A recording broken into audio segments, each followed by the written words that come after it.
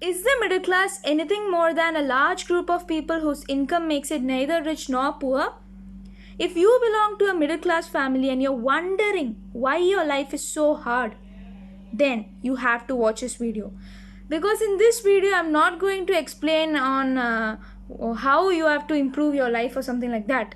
But instead, I'll point out the main reasons on why middle class lives in India are like this.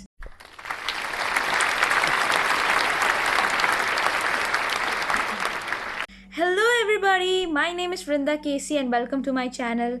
My beautiful channel as always. Okay, for me it's beautiful. Anyways, so the rapid growth of Indian economy over the last 3 decades has led to the substantial expansion of India's middle class. Economists from Mumbai University in India defined the middle class as consumers spending from $2 to $10 per capita per day. By this definition, about half of India's population of 1.3 billion is now in the middle class. According to the Financial Express, nearly 55% of the Indian population is expected to join the ranks of the middle class.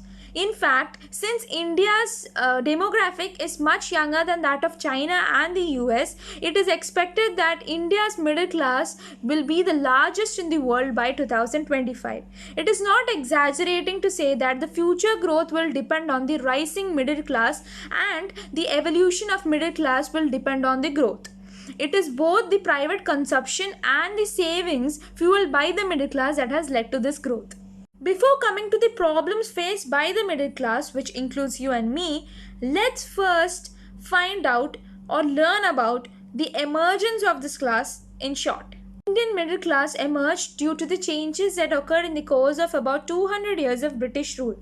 It was in the 19th century that in the time of the British colonial period, a new term arose called middle class, and it was mostly used to describe people who live in urban centers, mostly in Calcutta, Bombay, Madras, 3 such cities, or you can say colonies at that time, and these were founded by those colonial masters. Over time, this middle class group spread its presence to other urban centers across the subcontinent. After the independence of India, due to the development and expansion of Indian economy, the size of the Indian middle class group grew manifold.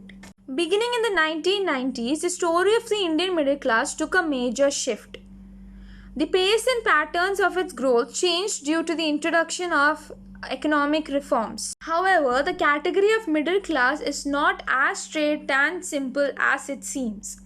The idea and the identity of middle class is invoked in everyday life and contemporary India in a variety of different ways and contexts. Urban and educated with salaried jobs, qualified and independent professionals, and enterprising, mobile, young women and men, and consumers of luxury goods and services, and also a housewife of an urban family who is trying to keep her domestic economy in control with the rising prices in the market, and also as usual an angry or an arrogant office goer. It can be of any gender. The Indian middle class has always been accused of being a self-serving or a self-obsessed category, indifferent from the poor and the marginalized.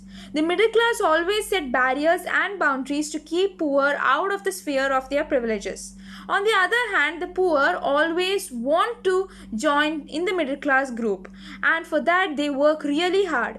Despite of not having enough food to feed their children, they try maximum to send their children to private English medium schools in the hope that education would help to remove poverty out of their lives, so that they also will be able to join the middle class. Now the question comes: why are Indian middle class families suppressing their children's big dreams?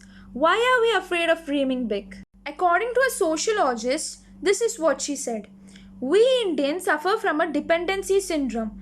We focus on working for someone than creating jobs. Even in colleges, students are taught how to become better employees than employers. Children who have nothing to fall back upon often prefer secure jobs. Not only that, even at homes, entrepreneurs are often blacklisted from the marriage market where they are usually regarded as unstable. Another important reason is that most of the Indian students choose career paths that aren't suitable for them only because of the fear of failure and due to high social pressure. Now, I don't have a solution for how to make the lives of middle class in India more better or something like that, because I'm nobody to say that, and nor do I know how to make it better. But I can just tell you one thing, that you can at least be happy. And for that, you're supposed to do what you want to do. Listen to your heart and follow it, and always make decisions by yourself. Because after all, it's your life. At the end of the day, what matters is whether you are happy or not. Whether you're born in a poor family, a rich family, or a middle class family. And at times, if you want to achieve something big, everything, it is difficult. Even though if you're from a rich background or a middle class background or from a very poor family, whatever.